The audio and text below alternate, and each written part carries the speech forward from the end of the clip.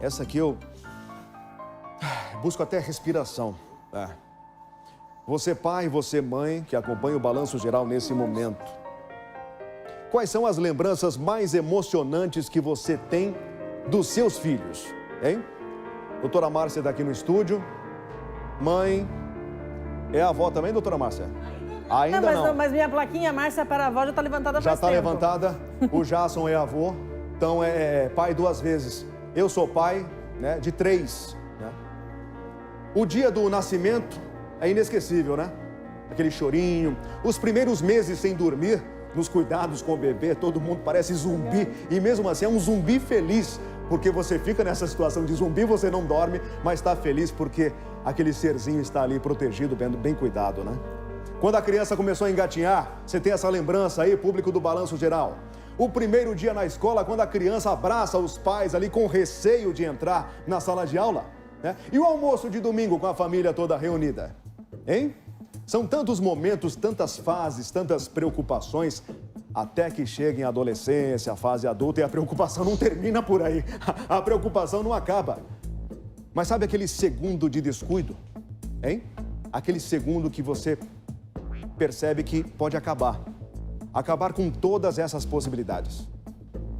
Você acompanha agora relatos emocionantes e dramáticos de pais, mães, famílias inteiras que infelizmente não puderam viver nenhum desses momentos que eu acabei de relatar aqui no BG. Qual o motivo? Seus filhos desapareceram. Como seguir em frente se uma parte sua ficou para trás? É um dia de cada vez. Tem dias que a gente está melhor, tem dias que não dá vontade de levantar da cama, não dá vontade de trabalhar. É um dia de cada vez, não tem o que fazer. Com quase 2 aninhos de idade, o Brian ainda não falava, mas andava por tudo. Bastou 1 segundo de distração dos pais para que ele sumisse de vista. Eu estava na cozinha, né, terminando o almoço, e o meu marido estava na garagem com ele, trazendo lenha para dentro, né, que ia chover, e ele estava ajudando o meu marido a trazer a lenha para dentro, né. E na última viagem, depois de umas 4 ou 5 viagens, né, da garagem até a cozinha, ele saiu novamente sozinho até a garagem para pegar mais lenha. E a hora que meu marido saiu de novo, ele já não estava mais. O filme de terror na vida dessa família estreou em 19 de junho de 2017. Já são quase 5 anos de uma angústia interminável. Durante esse período, várias pistas do paradeiro de Brian surgiram. Algumas são bem recentes. Recebemos uma ligação de uma pessoa de São Paulo, porque eu vi uma criança que pode ser o seu filho, que é muito parecido com o seu filho. Ela falou, eu sei o bairro onde eles moram, mas eu não sei a casa. É um casal que fica na rua pedindo comida, né, as coisas. E ela falou que achou muito estranho, porque o casal é tipo de pele mais morena e a criança é mais loirinha. Mas a gente também não tem condições de ir fazer a investigação, porque até não tem o endereço certo, né? A família morava em Cerro Azul, na Grande Curitiba, a 60 metros de um rio. Para a polícia, Brian caiu na água. No tempo que a gente deu a falta dele, não daria tempo dele chegar até o rio. E ele não sabia, ele não conhecia o caminho até o rio. Da casa até o rio eram mais ou menos uns 50, 60 metros. Tinham 2 barrancos até chegar ao rio. No primeiro barranco ele já teria caído, teria chorado. Tem muito daqueles capins cortantes também para atravessar, né? A mãe não tem dúvidas de que alguém levou o filhinho dela embora. A gente vive uma esperança a cada dia, a gente só pede para cuidar, né? Cuidem dos filhos. João Rafael Santos Kowalski tinha a mesma idade do Brian quando sumiu, em circunstâncias bem parecidas, em agosto de 2013. Ele brincava no quintal de casa, na zona rural de Adrianópolis, no Vale do Ribeira, quando os pais notaram a sua ausência. 8 anos e meio depois, e a Lorena não tem mais um bebê. João Rafael, onde quer que esteja, é uma criança de quase 11 anos de idade. cada dia que se passa dificulta um pouco mais o reencontro entre eles. Você fica naquela luta e luta e nada, sabe? Nada. Você liga para uma polícia, daí eles vão te ajudar, liga para outra polícia, eles vão te ajudar, liga para outra polícia, vão te ajudar, mas nada. Há 4 anos, a reportagem do Balanço Geral esteve nesta mesma casa, no bairro Uberaba, em Curitiba, e encontrou esse portão dessa forma, aberto, assim como a porta da casa, que permanece até hoje entreaberta. A mãe, que mora sozinha nessa residência, tem esperança que o Christian, esse rapaz que desapareceu em 2010 com 21 anos, hoje retorne. Hoje ele está com 33. Rosângela, 12 anos depois, as portas continuam abertas e você mantém a esperança de reencontrar o teu filho. Sim, a esperança das mães é a última que morre. Então a gente não desiste nunca. É dia e noite procurando eles. Todo dia, incansável, é uma busca que não tem fim. É uma dor que não tem fim. Enquanto nós pudermos fazer alguma coisa, a gente está à procura deles. Christian não dava um passo sem avisar a mãe. Naquele dia, o pintor saiu de casa em Colombo e foi até o bairro Sítio Cercado, na capital, para fazer um orçamento. Ele havia falado antes com Rosângela por telefone. Foi a última vez que ela ouviu a voz do filho. Na volta, ele ligou que estava dentro do ônibus do Monte Castelo. E aí, não me pergunte mais nada. Não sei. Sem ver o teu filho e sem saber o que aconteceu com ele por 12 anos, como é que faz? A gente sobrevive. É um dia de cada vez. A gente acorda, agradece a Deus por mais um dia, né? E daí a gente vai pensar o que a gente vai fazer para poder ter alguma resposta, alguma coisa. Uma batalha que não tem fim, assim como a esperança no coração dessas mães. Mulheres que compartilham da mesma dor e do desejo de um dia poder abraçá-los novamente. Quando uma tá bem caída, liga para outra, daí chora pelo telefone. Então a gente fica se apoiando uma na outra, porque só assim para a gente poder sobreviver. É um dia de cada vez.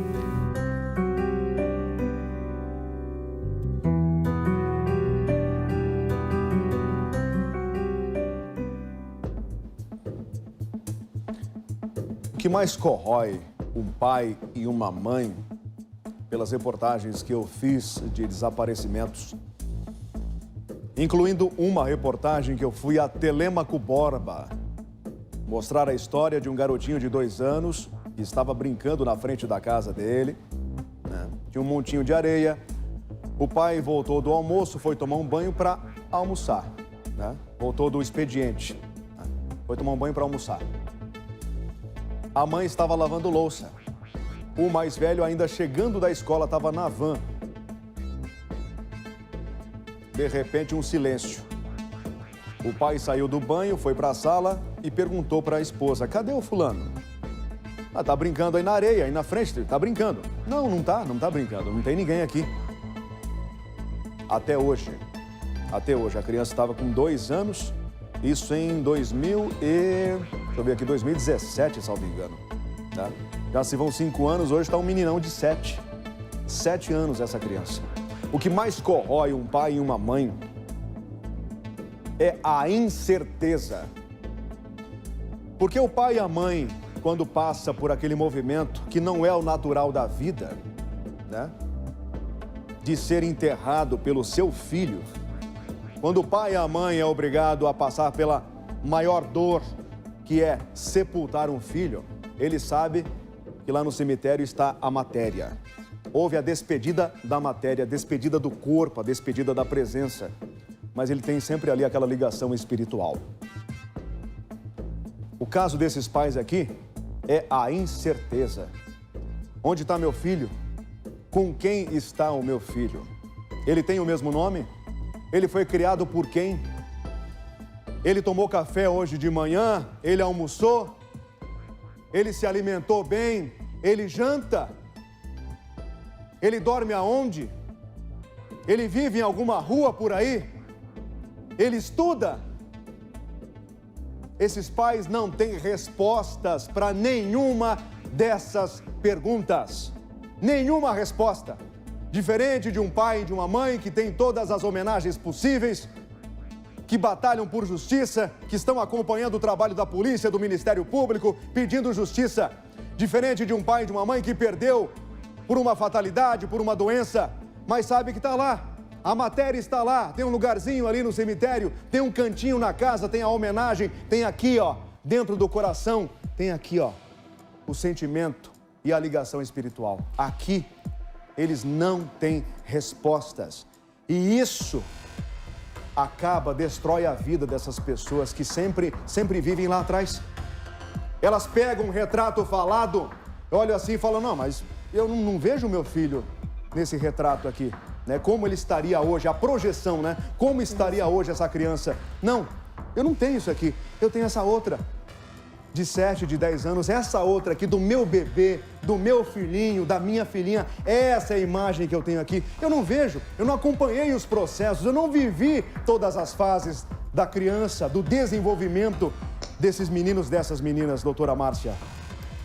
O fato é que quando está nessa situação, está numa situação de pré-luto, ou seja, você está sentindo a dor, está sentindo essa sensação, mas não começa efetivamente o luto porque há a esperança do retorno, a esperança de ver essa pessoa de novo, né? Aqui no Paraná nós temos 2 unidades de trabalho que funcionam com a situação do desaparecimento. Quando nós falamos em criança, é o Secride que trabalha com isso e é ele que solicita ao Instituto de Criminalística que faça essa projeção, que efetivamente não é para o pai e para a mãe, mas para outras pessoas que possam encontrar com essa criança, porque crianças mudam muito, né? E a Delegacia de Proteção à Pessoa que trata dos adultos desaparecidos. Felizmente, hoje a gente tem um recurso que nós não tínhamos há muitos anos atrás, que é o cruzamento do DNA. Todas essas situações, o DNA entra no banco de dados nacional, que inclusive pode ser compartilhado com outros países, se necessário, para que se possa localizar, localizando uma criança com características similares, possa-se também não ter a incerteza de que aquela criança ou aquela outra pessoa não seja a pessoa que estamos buscando, né? Mas, de fato, é muito triste trabalhar com essa situação de que não se pode ingressar no luto porque há esperança, mas que também não se retorna. Agora, o Jason trabalhou muito com pessoas desaparecidas, né? Nessa ideia do contato com os familiares, presenciando esse luto, né, Jason? Olha, doutora Márcia, é verdade. A Rosângela, por exemplo, a mãe do Christian, quantas reportagens eu fiz com a Rosângela, né? Porque ela é uma mulher que não para, incessantemente, incansavelmente, está sempre procurando, inclusive, novas ferramentas para tentar encontrar não só o filho dela, como também outros filhos, participando de movimentos, inclusive estaduais, inclusive movimentos nacional, né? Movimento nacional, vários tipos de movimentos, inclusive ela participa, atua ativamente para tentar buscar essas pessoas. Numa pesquisa rápida, eu dei uma olhada aqui, o número que a gente tem hoje, doutora Márcia e Daniel, é impressionante. Crianças com menos de 12 anos, aí nós temos hoje no site da Secretaria de Segurança Pública do Paraná, 81 registros de desaparecidos. Acima de 12 anos, mais de 3.500 pessoas. Você imagina? Esses são os registros que a gente tem. Você começa a procurar coisa de maior, acima de 12 anos, tem de 2010, 2011, 2012, 2013, nós estamos em 2022. Então, quantas pessoas que acabam se perdendo, quantas famílias que acabam vivendo esses dramas. É claro que alguns desses casos já devem ter sido solucionados, mas tem casos como esse da Rosângela, que há 12 anos ela busca pelo filho desesperadamente. E você falou uma coisa muito certa, viu, Daniel? Eu que fiz durante 3 anos esse acompanhamento, né, e trabalhando com pessoas desaparecidas durante 3 anos ativamente, o que mais dói realmente, o que mais traz sofrimento para as pessoas é esse fato dessa busca constante e de não terminar, de não fechar esse ciclo. Porque as pessoas falam assim, muitas mães, ouvi isso muitas, inúmeras, centenas de vezes, de mãe que disse assim, eu queria encontrar o meu filho, nem que fosse morto, mas para eu poder fechar esse ciclo e fechar esse sofrimento. É realmente uma situação muito triste. O que nós precisamos inclusive, é melhorar a eficiência das ferramentas que a gente tem hoje no Brasil e também no Paraná, aqui em Curitiba, desenvolver novas ferramentas hoje com a internet, impressionante. Mas mesmo com toda a tecnologia que a gente tem, ainda é difícil muitas vezes de se encontrar pessoas. Troca-se nome, troca-se data de nascimento, muitas outras situações que acontecem. Então a gente precisa encontrar, com a ajuda do poder público, novas ferramentas a cada dia para poder ir atrás dessas pessoas e dar uma resposta para essas famílias, uma resposta para essas mães, viu, Daniel? É triste, é muito triste. Do cordão umbilical, né? A gente tem duas situações, né? O Jason, que é avô de uma menina linda, linda, linda, ele sabe disso, né? Aquele cordão umbilical, quando o seu filho nasce, vem o corte do cordão umbilical. Depois, a outra quebra do cordão umbilical é quando o filho sai de casa, bate asas e vai constituir uma família, vai viver a sua vida, né? E essas pessoas viveram somente aquela primeira quebra, né? Quando o bebê nasceu. Agora eu quero chamar a atenção, Jason, doutora Márcia e a nossa grande audiência do Balanço Geral no Sinal Aberto nas redes sociais. Ainda estamos falando de tráfico de pessoas, de crianças levadas sob encomenda, porque eu lembro de uma época com essa suspeita fortíssima ali, anos 80.